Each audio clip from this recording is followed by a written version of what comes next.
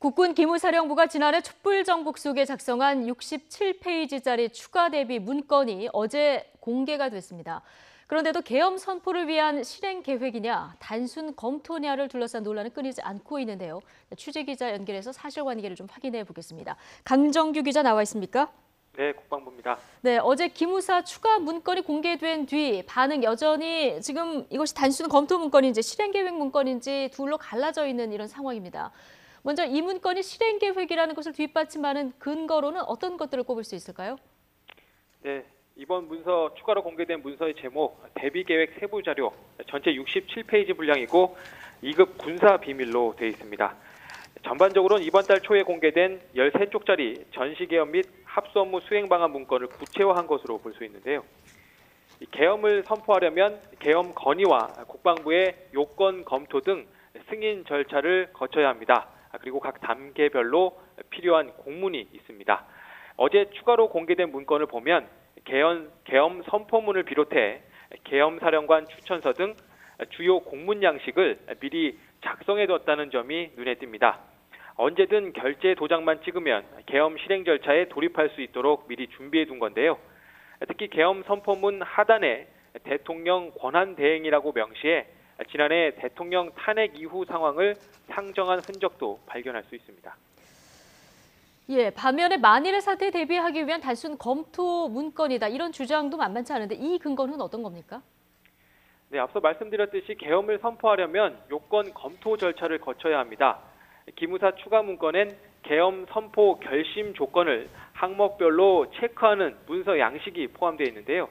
여기에 나온 항목 중에 탄핵 소추안 기각 또는 인용 이후 집회 시위가 확산되고 있는가라고 묻는 대목이 있습니다. 보수 진영에서는 이를 근거로 이 문서가 탄핵 기각과 인용 모든 상황에 대비한 것이고 촛불 집회만을 겨냥한 문서가 아니라고 주장하고 있습니다.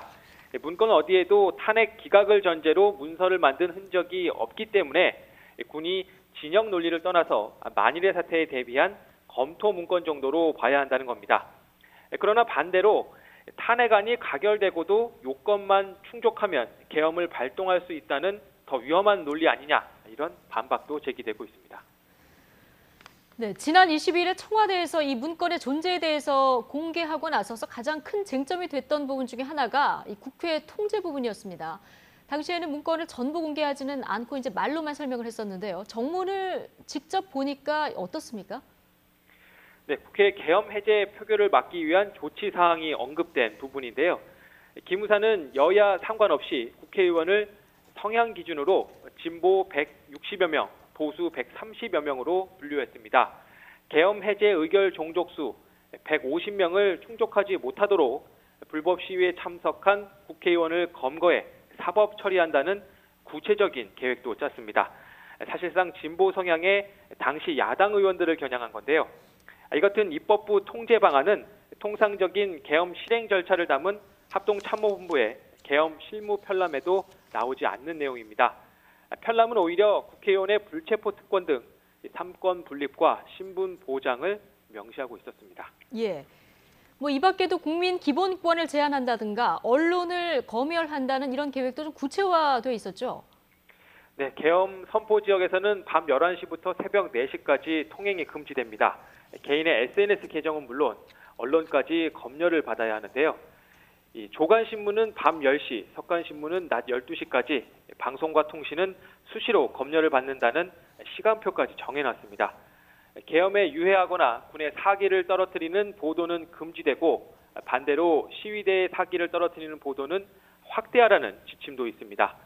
검열 지침을 계속 위반하는 매체는 등록이 취소되거나 방송이나 발행이 정지될 수 있고 전국 단일 방송 체계로 전환하는 방법도 건의하고 있습니다.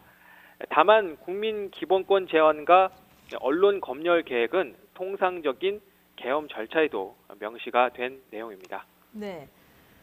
자, 계엄사령관의 육군참모총장을 추천하는 것을 두고도 지금 말이 많았는데요. 합참의장이 원래 계엄사령관을 맡는 게 정석으로 알려져 있잖아요. 네, 기무사 추가 문건을 보면 계엄사령관 추천 건의서 양식이 나옵니다. 합참의장은 대북 군사 대비 태세 확립에 대비해야 한다며 추천인에서 배제하고 대신 육군 참모총장과 연합사 부사령관, 합참 차장 등을 후보군으로 올려놨습니다. 그러면서도 육군 총장에는 적합, 나머지 두 사람은 부적합하다는 판단을 달았는데요. 이 건의서 자체가 육군 총장을 낙점하도록 유도하고 있는 겁니다. 이를 두고 삼사관학교 출신인 당시 이순진 합참의장을 배제하고 육사 출신인 당시 장준규 육군총장을 계엄사령관에 앉히려 했다는 지적이 제기됐는데요. 그러나 계엄법 5조를 보면 계엄사령관은 국방부 장관이 추천하고 대통령이 임명하도록 되어 있습니다. 합참의장은 물론 육군 참모총장으로도 명시되어 있지 않은 건데요. 합참의장이 사령관을 맡는 게 보통이라는 말은 통상 전시 상황을 가정한 것으로 계엄에 대비한 부서도 합참에 있기 때문에 나온 말로 보입니다. 그렇군요. 자, 이 문건을 작성한 주체가 기무사인 만큼 합동수사본부장의 권한 확대를 주목해야 한다 이런 주장도 있습니다. 이건 어떤 얘기입니까?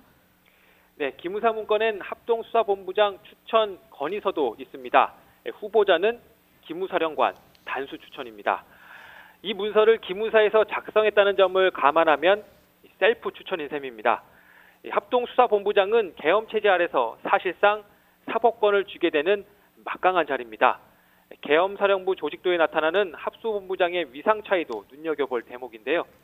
이 합참 편람엔 합동수사본부가 정부 부처, 지구계엄사 등과 병렬 관계에 놓여 있는데 기무사 문건엔 계엄사령관 바로 밑에 계엄군사법원과 양대기구로 표시되어 있습니다. 이를 두고 일각에서는 기무사 문건 자체가 계엄 정국에서 합동수사본부장의 권한을 확대하기 위한 것이라고 보는 시각도 있습니다. 네, 지금까지 강정규 기자였습니다.